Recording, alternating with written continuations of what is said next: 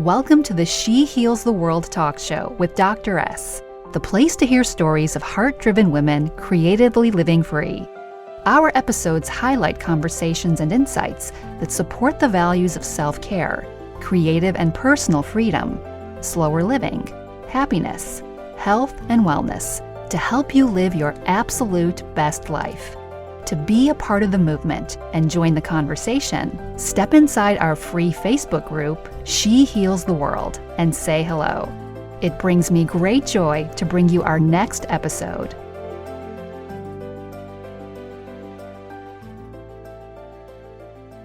Hey everybody, thank you for listening in to the She Heals the World talk show today. Today I have the amazing Trish Blackwell joining us. Trish is a trainer. She's a confidence coach, an author, wife, mom, surfer, snowboarder, and more. She is passionate about empowering other women to live the life of their dreams, and she believes in self-acceptance, the power of positive thinking, and that equipped with confidence, you can conquer anything. Thank you so much for joining us on this show today, Trish. How are you? Girl, I am great. And it's just a privilege to get to connect with you, to spend the afternoon hanging out virtually. Nothing brings me more joy. And I'm so honored to be part of the She Heals the World team. So thank you. How did you get started in this work? Oh, great question. So my background is in language. And so I traveled a lot, and I always struggled with confidence, and I wanted to write my first book. And I ended up graduating from college and then living in Europe. And I came back and was like, okay, as I write my book, I need to find a career, right? And I thought it was going to be in linguistics, since that is what my major was in school. I speak a few languages, and I was waiting in the DC area, so I was waiting for background clearance to go through, and I fell into personal training. And it turns out all of my clients, they worked for the government and they hated it. It's funny enough, my husband now works for government, so I am a fan of government workers, but I saw a lot of miserable people, and I said, wait, why am I trying to get into this? So that I ended up realizing that I loved being in the fitness industry. I loved helping women feel confident about themselves, not just because of their body change, but what was going on in the inside and in their mindset. So that got me really locked into the fitness industry, and realizing that I could make more of an impact if I helped people think better. And so after a few years in the fitness industry, I got my first book out, and I was thinking, hold on, like I can work with people one-on-one in, on a max, a long day, 8 people a day. That's my daily impact, right? Mm-hmm. And I started looking at what's my max daily impact, and I wasn't happy with that. And that is when I had some techie friends that were like, Trish, we think there's space for you online. I was like, you guys, I don't even know how to make my own website, right? But they supported that, and I started blogging. I started a few years later started podcasting, and then I realized that the answer to getting started, that I had the potential to do a business.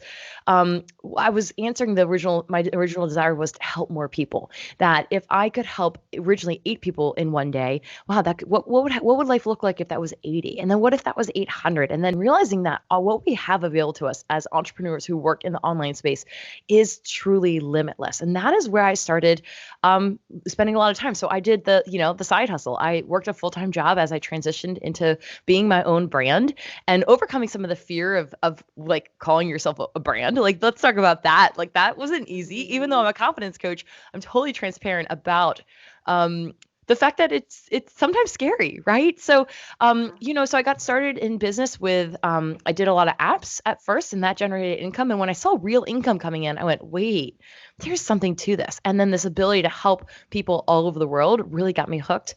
And that's sort of how I came and fell into this now full-time job for myself. Yeah, and it is a completely rewarding job. I can testify to and imagine as well as a health coach. And so tell me about Europe. So that sounds interesting. What was that transition like when you made the move, and why did you make that move back then? Right.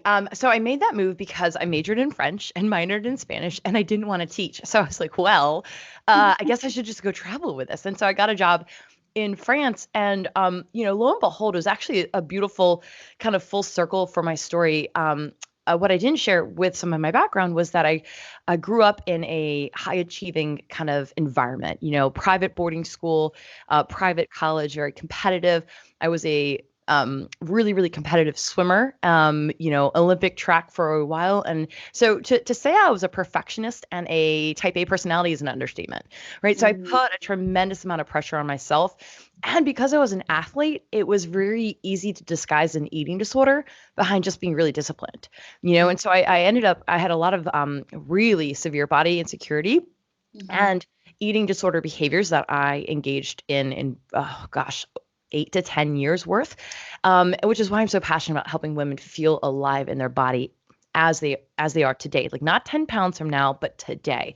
And because I had to work through that in my own story. And so lo and behold, I still was sort of in the thick of it, and in college, still kind of disguising it because I was just very disciplined, right? She's this Division I athlete. Of course, she's going to be really particular about what she eats and do extra workouts and all the things that go with that. But then I found myself living in France. I was kind of afraid of food. And there I was in a country that celebrated food. Interestingly enough, too, I went from being, ever since I was 13 years old, I lived away from home. And every second of my day was scheduled and achievement oriented from 5 a.m. to like 10 p.m.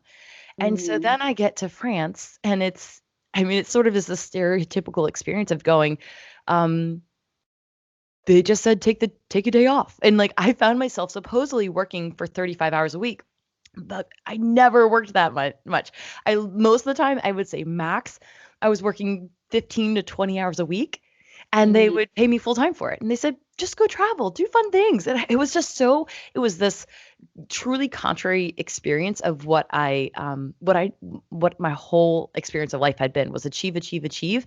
And in France, I learned to just be. And so in the process of learning to just be, I was able to reevaluate my relationship with my body, my relationship with food. I saw people eat bread and not get fat, and I had to reanalyze some basic beliefs that I had taken for truths that weren't necessarily true. So France kind of really gave me this healing that I needed with my body confidence and my eating disorders. And I had these like ahas about confidence, and that confidence had nothing to do with the size on your clothes or the number on the scale, but how you carried yourself. And in the French language, if I were to say, oh, she's so confident, I wouldn't use that word. They have the word confident that's comparable, but I would say colloquially, she's so well in her skin. And that was, elle est bien dans sa peau. And that, to me, I can remember when I realized that's how they describe each other. And I was like, wait, that's why I'm so drawn to these women. It's their confidence. And it had nothing to do with their style, with what size clothes they wore, with their hair. I mean, it was life-changing for me.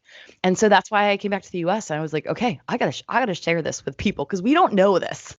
So did you realize that you had an eating disorder when you went to France, or was that something that you knew from before? Oh, for sure. And, I had actually probably convinced myself that I was done with my eating disorder. And the reality was that I wasn't. I was on the tail end of it. I'd gotten help. I was healing, but I was still holding on to some self-sabotaging behaviors and certainly some toxic thoughts around what I needed to do to stay. Like, I had justified, it's okay that you exercise 3 times at 3 hours a day.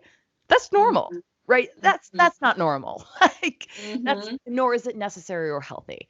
Now, I have since done an Ironman competition. So if I'm going to train for an endurance event, there are times and places where you do a 3-hour workout, but like, just not normal behavior for general just lifestyle, right? Yeah. So what else would you say are triggers for folks who may have an eating disorder, but who also know that they realistically have to keep their bodies looking a certain way for, if they're an athlete, or if they're a public figure, or if they're a blogger, right? Like, Right. they have to stay a certain, or they would hope to stay a certain size, but they feel like it's getting a little out of control. So what would be like some flags that you can give them? Absolutely. So I would say asking yourself, are you happy? Does it feel good? Or is it an obligation? Are you doing something out of obligation or really based out of fear? So I really, in my coaching practice, boil everything down into a spectrum between love and fear spectrum.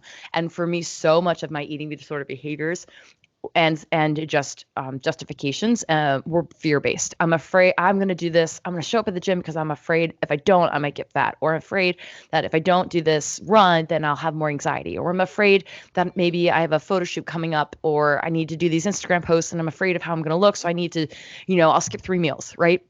So there's that internal self-talk that if we were honest enough with ourselves, we know is going on. And so anytime I hear that fear is there, I disengage and say, I choose to love myself. I choose to say I'm beautiful. I choose to feel pretty right now. Right? We don't we get to choose how we feel. So that where I choose to, and that learning how to love myself has been such a hard process. It is very counterintuitive to my personality. And so that's probably what in the last 10 to 12 years has been my main focus of self-care, self-love, self-growth in that area. And when it comes down to if I get, a state of stress, of course, old thought patterns will come up and I have to say, am I walking in love or in fear? And fear steals from you. It robs joy, and it chains you to this limitation, right? This limited fear of what other people may think of you, of not being enough.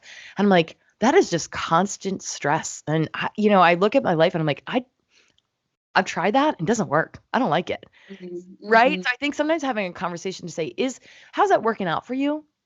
Yeah. Right. I think to ask yourself, like, okay, this is what I do. And sometimes I like the control of it. I think for me it was also being honest with the fact that I liked some of my behaviors. Yeah. Like, oh, I like that. For me, binging and purging or binging and compulsive exercise were a really real part of my story. And instead of calling it a binge, I would say, well, I mean, it's just emotional eating. I liked how it felt. But then I would punish myself the whole next day, skip a meal, do extra workout, whatever it might be. And I didn't realize that there was in that behavior, I was serving a purpose somehow, that I was numbing my emotions with emotional eating, labeling it something nicer for myself so that I didn't actually face the truth of what I was afraid of, the fact that I was actually still engaging in self-sabotaging behaviors. So I would say for anyone listening, to ask yourself, is this thought, is this behavior coming from fear or from love? Like, and as long as you're walking in love, then you're growing. And then, but if it's fear-based, I would say it doesn't serve you, and asking yourself that. But it's hard when you see patterns you want to change and then you beat yourself up. You're like, I know better than this. And that's a whole nother self-sabotaging behavior, not to go down that route, but to say, okay, I'm proud of myself and I love myself for recognizing that this behavior or this thought doesn't serve me. Okay, now how do I change it? And taking that as the next step. Yeah, yeah. What a beautiful mission you have, Trish. And I can imagine that, there are so many women who have gone through something in their life that they know can be used as such an amazing gift to show others the same journey or how to overcome that challenge. And I'm wondering with you, what hurdles did you overcome when you were thinking about actually turning this into a beautiful, life-changing business that you have right now? Yeah. I would say one of my biggest hurdles was when I started getting in front of people. Now, I'm obviously extroverted. I love talking. But I hated myself in pictures. I would not look in the mirror. I'd wash my hands and look the other way. My self-criticism, the self-hatred, the disappointment in myself was so strong that I was like, how can I'm supposed to help people, but I have to have a YouTube channel? I have to do Facebook Lives. Right. I hate, there was so much self-criticism at that point that I had to bribe myself to get past that. So I invested in a coach. I invested in a mentorship and a mastermind. And then I knew that to get to the next level, I had to get over myself, and I had to trick myself to do it. I work really well with bribes. And so I bought, that's when this is going to date this, when this happened. Back when the iPad was really brand new, it was iPad 2 had just come out. I was like, all right, you don't have the money for this yet, but I bought it. I said, and I knew if I bought the iPad 2 that I would use it to make videos of myself. And that is what got me over myself. Wow. I just was like, you got to do it. Like, it's tough. Like, this is part of the process. And I had to ask myself the question, the biggest question that's truly been the biggest hurdle is like, how can I get over my fear of what people may or may not think about me as I put myself out there, as I try to help, as I overcome the who does she think she is kind of fears, right? Or the Right. judgment, or is she fit enough to do this, or she's not pretty enough to be blah, blah, blah. We make up some crazy stories in our mind. But Mhm. overcoming that was, I went back to sometimes bribing myself. But then another hurdle is when, this, as you pursue a dream and you want to make a difference, there's a lot of that self-talk of like, well, who do you think you are? And you get this fear of, does what I do matter? And I have to, I have an internal conversation with myself to say, do you care more about protecting yourself or about helping somebody else? Like, I have to go back to how dark my life felt at one point, how hopeless I felt, and remember those mentors that encouraged me, and realizing that they made themselves uncomfortable in order to help me. And that gets me sometimes past myself. I'm like, this isn't about me. This is about the people I'm going to help, the people I'm going to serve. And that sometimes propels me into action. So I think I guess to answer that is the other hurdle was whatever excuse that could come up at any point of why I wasn't ready to do something.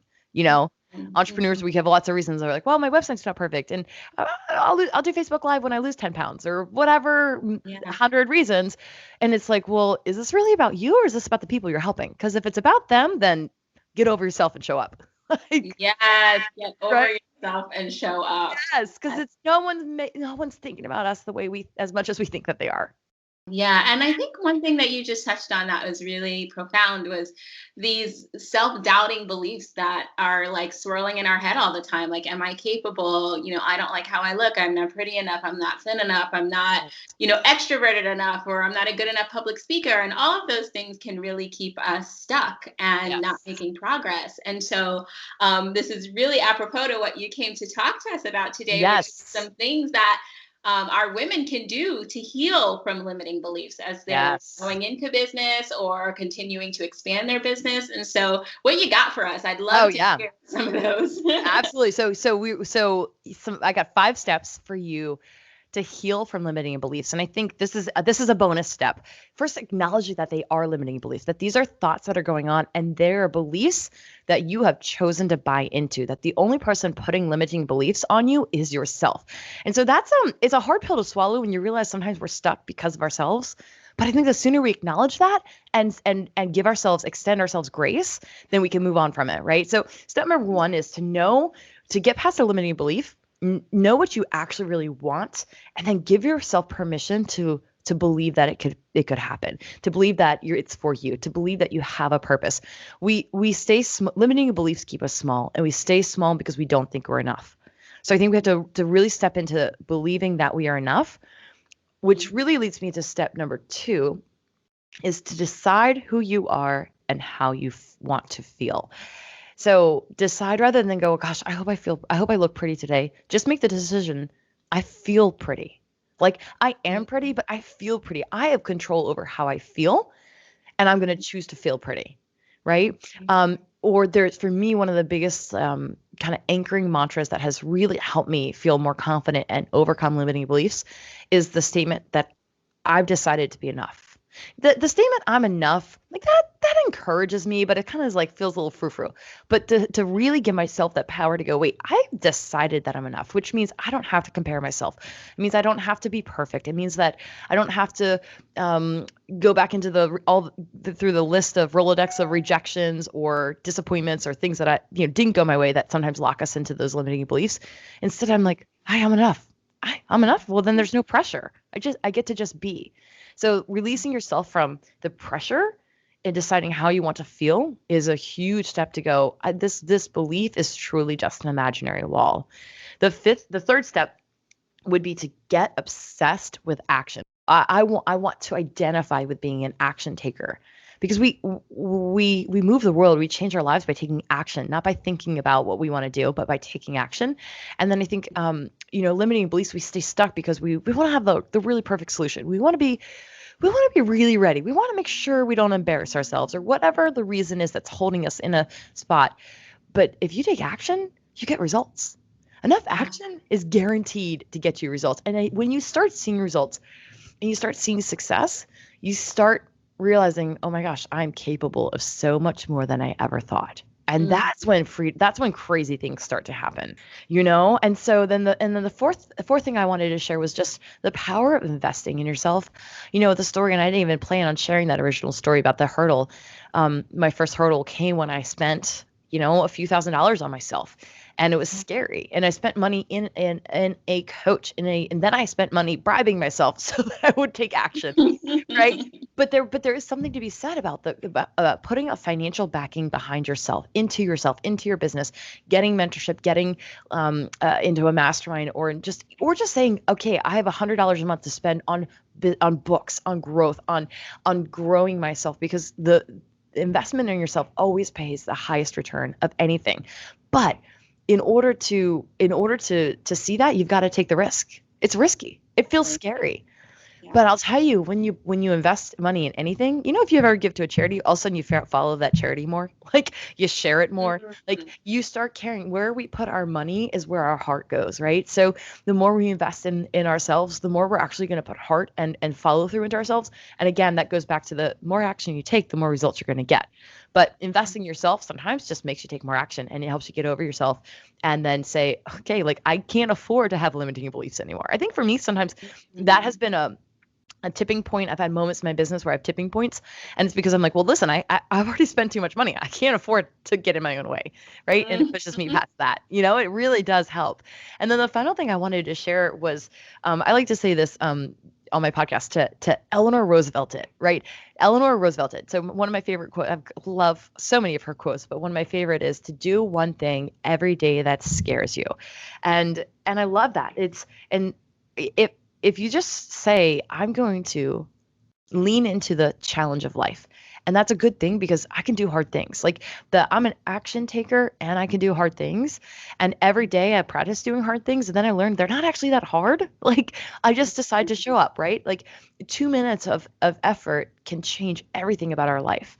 And so Eleanor Roosevelting it, saying, I'm going to commit to doing one thing every day that scares me, big or small, and just say, this is just part of who I am. It's what I do. I take action, and it's a good thing because I can do hard things.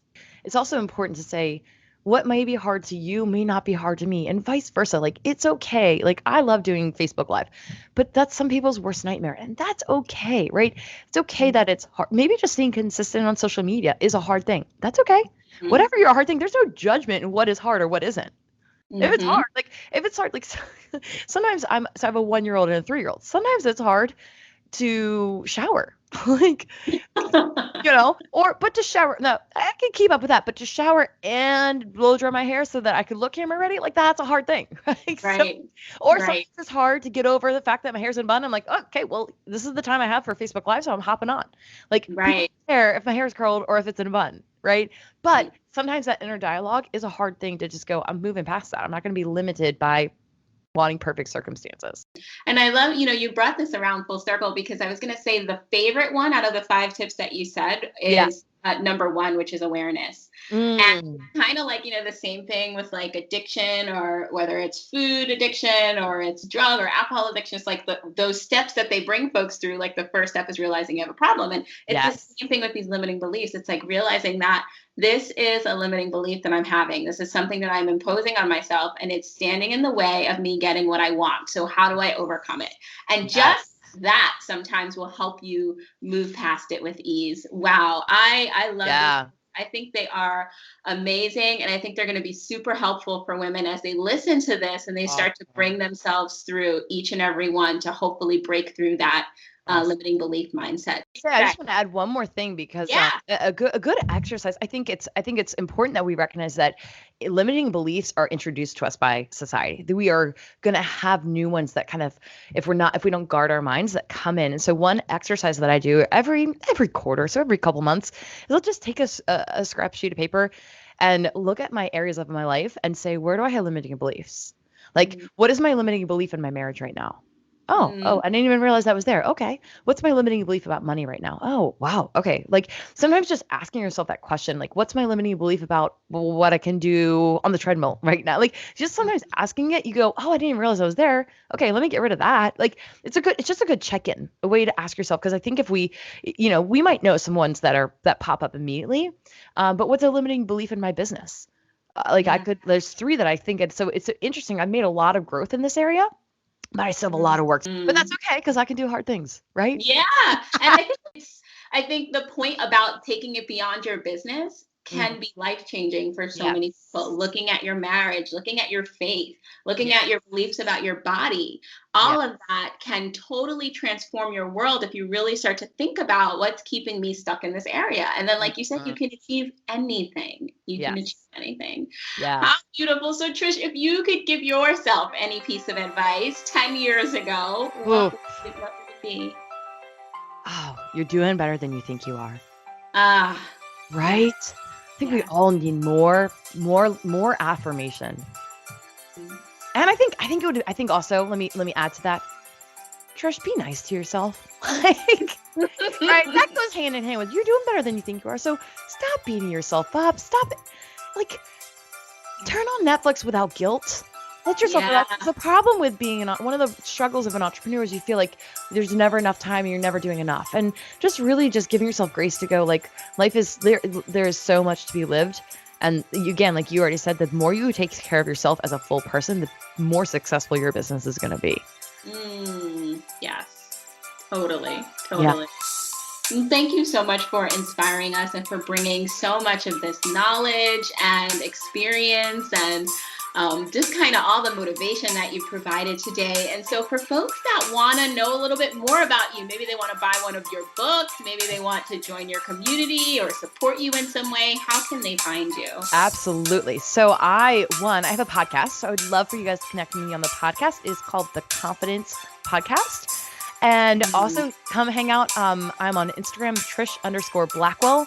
On Facebook, I'm Trish Blackwell Fitness. Of course, trishblackwell.com. And I have a free confidence course that's 7 days. 3 minutes of a pep talk comes right to your inbox. You can get that at trishblackwell.com/quick confidence boost. I would love to share that with you and connect with you guys there. Well, there you have it. Thanks so much for listening to the show today. And as always, for more resources as you continue to live out your beautiful mission of healing the world and grow your beautiful business, you can head to www.shehealstheworld.com/freebie to see what new resources I have in store for you.